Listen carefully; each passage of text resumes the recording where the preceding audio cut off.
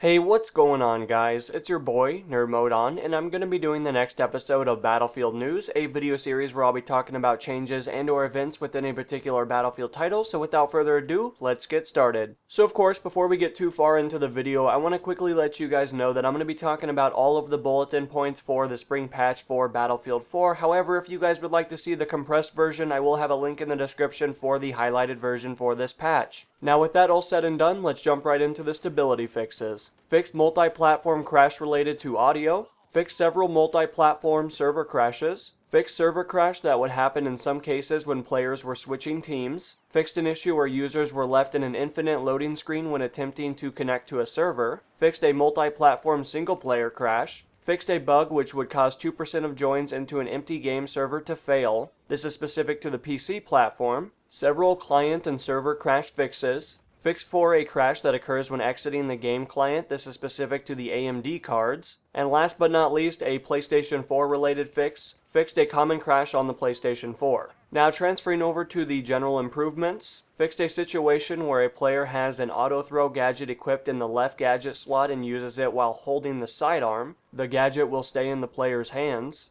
Fixed an issue where the player would sometimes get stuck in the kill cam if receiving damage from multiple enemies. Terrain and model destruction now sync better with explosion effects. Added advanced gameplay options to the toggle parachute auto deploy, auto peek over and auto side lean. Small vehicles now can get unstuck by meleeing just like boats and jet skis. Several netcode improvements. Passive spotting distance reduced from 1,200 meters to 100 meters. Spotting cone angle reduced from 3 degrees anywhere from starting at 3 degrees and narrowing down to 0.15 degrees at 1,200 meters. Currently highlighted objective retained when comma rows gets activated so that it's easier to select attack/defend for it. Fixed an issue where the stairs would disappear if players were revived on them. This would happen on multiple levels. Fixed an issue where claymore kills were not being counted for the recon for stats. Fixed an issue where if the user plays a couple of multiplayer hardcore rounds prior to entering the campaign, the single player campaign would not regain health after being hit. This is specific to the PC platform. Remove the friendly fire lock-on that was present for Classic. Fixed an issue where the user receives an incorrect kill cam when killed by a remote controlled vehicle such as the EOD bot, mortar, or UCAV.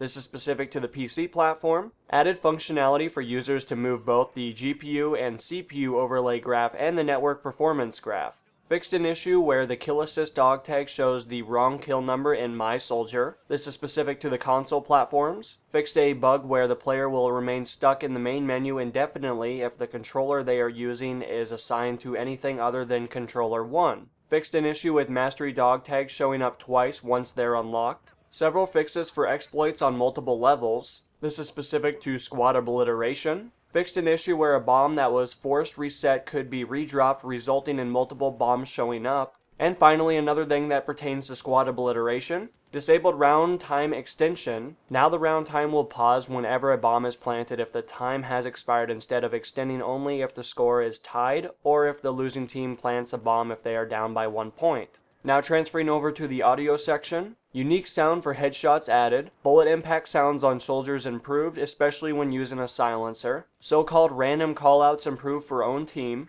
Optimize the Lupini Garden Levolution mudslide sound. And finally, destruction sound added for weather station buildings on Arctic. Now transferring over to the art section. Fixed an issue where some camos would not display properly in first person. And finally, fixed a graphical issue with sheets/flags, etc. artifacting by wind which were moving a bit too much. Now transferring over to the user interface. DICE has added stats to 49 existing dog tags including mini favorites from Battlefield 3, so show off your skills of course. Fixed an issue where the player shoots an enemy with a vehicle weapon, the hit indicator was displayed again when exiting the vehicle. Enable network performance overlays on Xbox One, it can now be enabled/disabled in the menu option. Move the 3 new playlists added in the winter patch to the top of the list and now highlighted them in yellow. Fix the levels in the server browser filter list to be sorted in order per release. Improve HUD clarity for red dot sites based on community test environment feedback. Fix duplicate dog tags names that were present in some languages.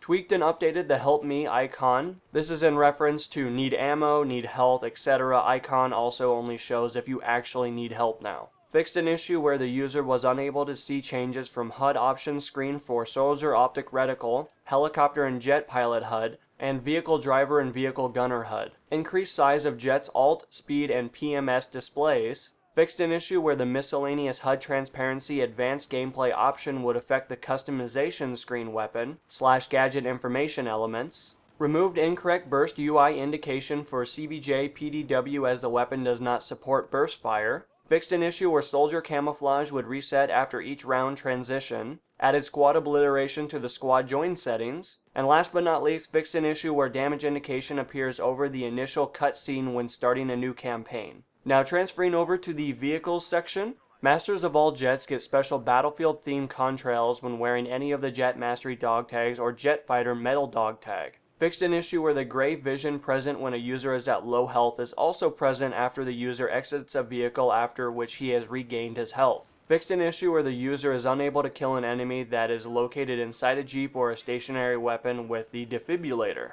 And last but not least, fixed an issue within the options when turning on decouple aiming from turning. The vehicle aim relative controls has no functionality. Now transferring over to the weapons section, added 5 new weapons, adjusted the aiming down sight scaling and field of view controls to make the optics not magnify more than their default, head glitching fix, weapon downstate using cover peak system in combination with the proper bullet spawn positions. All this really means is bullets are no longer going to be coming out of your forehead, they'll now be coming out of the barrel of the weapon like they should have been doing from the start. Updated night vision optics for the future night maps that will be coming soon. Fixed an issue with the ACOG scope where its leftmost bar stretched to a solid black block when aiming down sights. Fixed the tactical light on the MTAR-21. Fixed an issue with some sniper rifles where the rangefinder in combination with the flash hider would cause an issue with the rangefinder functionality. Fixed an issue with the belt feeder / auto reload not functioning on certain weapons. Full weapons balance passed and suppression mechanics updated. Sniper weapon tracers / impact improvements to make it more visible for longer distances. Fixed an issue with the M16A4 where the laser sight accessory would appear when aiming down sight with the FLIR or infrared night vision. Fixed bug with the flashbang that would prevent it from reaching intended brightness / duration. Fixed the UI for weapons and accessories to reflect correct values in the customization screen. Updated all weapon tracers to make them more clear and visible. And last but not least, added overheating message to some stationary weapons that were previously missing those messages. Now transferring over to the game mode section,